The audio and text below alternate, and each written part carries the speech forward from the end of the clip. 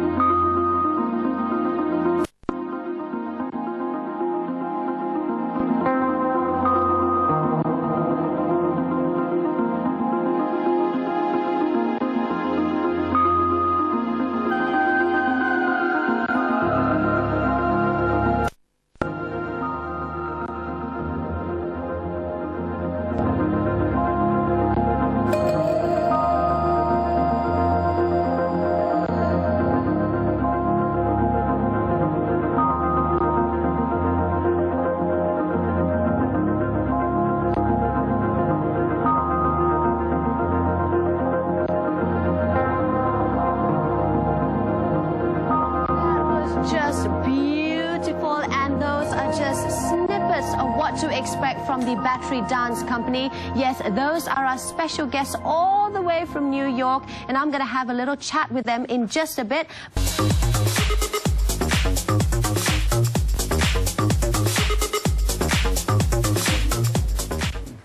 Now, earlier on, we showcased two beautiful dancers showcasing their dance entitled She Loves Me Not. And we have with them here in the studio, Sean and Robin, both performers as well as teachers for the Battery Dance Company. Hello, welcome to Malaysia. Selamat datang. Thank you very much. So when did you guys arrive here in Malaysia? We arrived here on Sunday, the 14th of January. All right. And we're staying till the 31st. All right, when I first got your, when I first got the information with regards to Battery Dance Company, I thought it's because, you know, how dancing just surprisingly can energize your batteries. But it's not so, right? No. Battery is because... Why is it called Battery? The company originated in Battery Park, New York City. Okay. So Battery Dance Company, it basically not only teaches and you guys perform worldwide. What other things do you guys do? Let's see. Our director would love for us to talk about this. Battery also, we have two studios that we rehearse in, but we also share this space with, I think there are like hundreds of dance companies annually that we rent the space out to for a very low cost for their rehearsals. We also put on the Downtown Dance Festival. This will be the 35th anniversary, 35 years. Where that's how long Battery Dance Company has been around. Yes, this is the 30th anniversary of the festival. It's been around for 35 years, where we bring companies from all over New York, but also from other countries to perform in these outdoor spaces free for the public every summer. Tell us a little bit more about yourselves. When did you guys start dancing? I know some people have starting as young as 3, 4 years old. Is that the story for the both of you? Sean? For me, I started when I was 8 years old. How did you get into it? Were you more into like hip hop and stuff? Actually, no, I wasn't. I was really into a lot of classical music, hip hop from time to time, but I love Motown, blues, jazz. You know, so you were first more into music and stuff. And how did dance get into the picture? Well, this company came to my school and they just auditioned like half the school, and I apparently got in, which is pretty cool because, you know... And you've been there since? Been there ever since, you know. Yeah, this was a well-known company called Ballet Tech. The director is Elliot Feld, which is a really big deal in New York, and Sean was accepted. And I think sort of an anomaly in his neighborhood to be in this company. He's being very modest and very humble. Yeah. And yourself, Robin? I started around the age of 5. I was really young. I did it just as sort of something after school.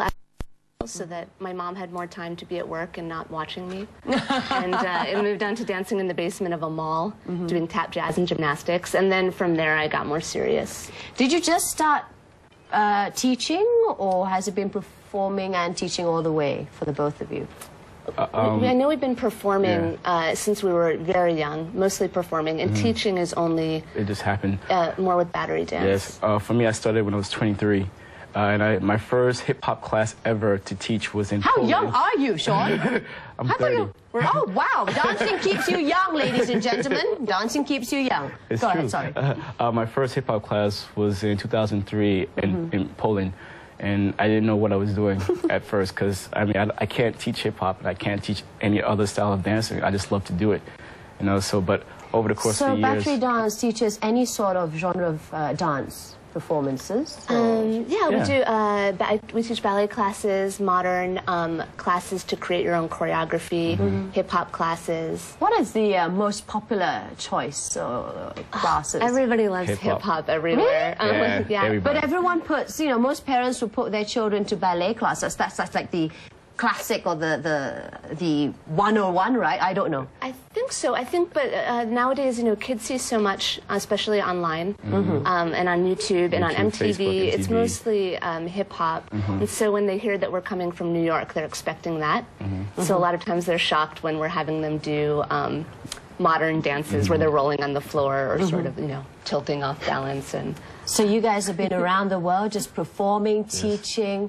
That's a great job. I love it. I think Battery's been to 40 countries in total since in the last. So those, you know, parents who are a bit skeptical about sending their kids to dance school because they think you don't have, you know, there's no work for you there. You guys are debunking that myth, right? Yes. I hope so. We're trying to. I mean, there's a lot of work in New York. I think the idea of... But that's just it. In U.S., there's a lot. A whole lot of work. But spreading this idea of dance all over the world, I think hopefully you plant the seed that you can start, that it's okay, that the opportunity is there to start dance companies, especially modern companies all over the world. Well, speaking of dancing around the world, we're going to find out what Battery Dance Company is doing right here in Malaysia right after the break. Don't go away.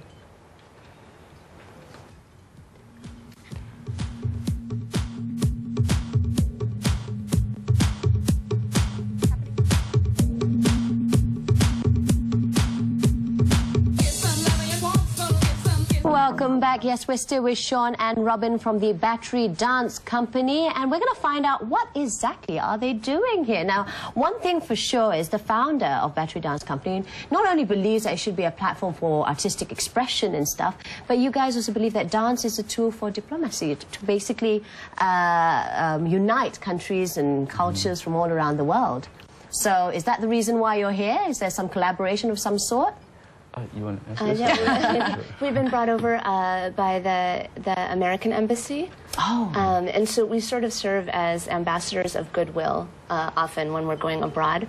We're also working with the UNHCR, who deals with refugees in Malaysia, and we're working with mostly refugees from Myanmar. And how do you guys work with them? I mean, you guys teach, or how does it work? Yeah, we have a block of hours during the day. So for this week, we're working with the refugee children, and we work on exercises for them to create their own movement, their own choreography, and then we put it all together and make a piece that they'll perform at the end of the week. We did that also with the students at Eswara. I know Battery Dance Company also does a lot of fund, or rather friend-raising activities with relations to dance. Can you tell us a little bit more about that?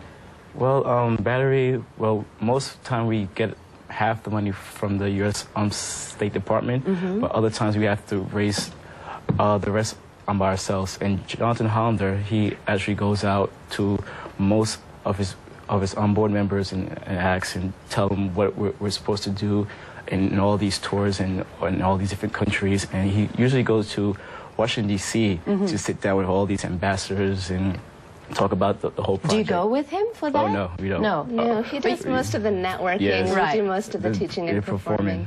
So you guys have been around, you were saying, for about, what, 40 countries 40 or so countries. already? Battery's been to 40 Yeah. countries. Okay. I mean, I myself, maybe I've been to 15 or so. Wow, so which one's your favorite country so far? You know, I really... no, I mean, this area, Southeast Asia, is by far my favorite of mine's anywhere too. I've been. Is this the first time both of you are here in Malaysia? No, this is my second time. Oh, your second time. My That's the first first time. time. I see. Okay, so now I understand that you guys are collaborating and having workshops of some kind with, I believe, Sutra Dance Company and Aswara, is it? Yeah, so Yes. during the day last week we worked with Aswara to create a dance piece, the same sort of idea where they're using their own movement to create a performance.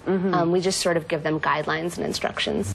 And this week is with the refugees, and then we have a performance this weekend. And in the evenings, we're rehearsing with Ramli and Sutra and Jonathan to create this sort of collaborative piece that involves us and the Sutra dancers.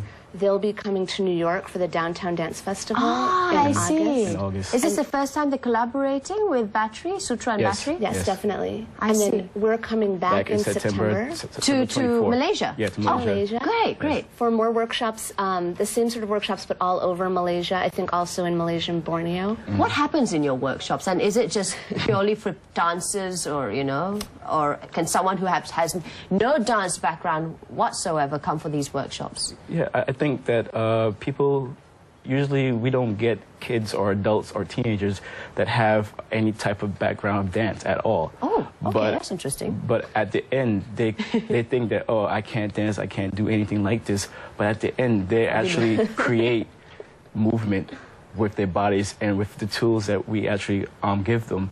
It comes out like a beautiful piece. It's just marvelous. And at That's the very end, contemporary, right? yeah, it is. Yeah, I don't know of any other project quite like it. We're not standing in the front of the room and telling them what to do or giving them choreography specifically. It's more this sort of learning process that takes about a week where they make their own movement. So you guys will be performing this Saturday at 5 p.m. What would you like to tell our viewers, our Malaysian viewers at home, with regards to what you guys do or the performance that's taking place this weekend? Sean? Well, phew, sorry, I'm on the spot right now. But I think we're performing Saturday at 5 o'clock. Something to tell the dancers out there. Right. Just go for it. You know, there's no I can't or I won't. It takes time just to be a dancer. Even those without groove? Even those without Tone grooves. deaf, you guys can dance? Yes, they can. Yeah. Yes, they can. It's not a See, problem. Mom, I have hope. Robin? I think the performance is not open to the public. It's more like a sharing showing. I see, all thing right. that's for a lot of embassy people and the dancers at Aswara and Oh, I Sutra see. and these things. Well, hopefully we'll see you in September, and perhaps you guys will have a Definitely in public viewing for September. us. Yeah, we have public viewing. I think there's 3 or 4 nights It's of 4. performances. 4 nights, nights. yeah. Well, we're looking forward to you guys returning to Malaysia in September and coming back on Bella. Thank you so much, Robin. Thank you so much, Sean. Thank you. Thank you to the Battery Dance Company. And unfortunately, we have to wrap up this interview. Once again, thank you so much. Yes, they are not performing for the public, but hopefully in September we'll have some good news so that we can share their beautiful dance movements with you guys here in Malaysia. All right, we have to go, but before that, you know how they say beauty is in the eyes of the beholder? The question here is, who are you beautifying yourself for? So catch all this with an interesting debate on Bella's Mars versus Venus tomorrow morning at 11:30. We also have some snippets and sneak peeks on the Miri Ford search, as well as some updates on the Miss Malaysia Universe 2011 pageant. Till then, I'm Daphne Eiking, wishing you all a great weekend ahead. I'll see you next week. Bye.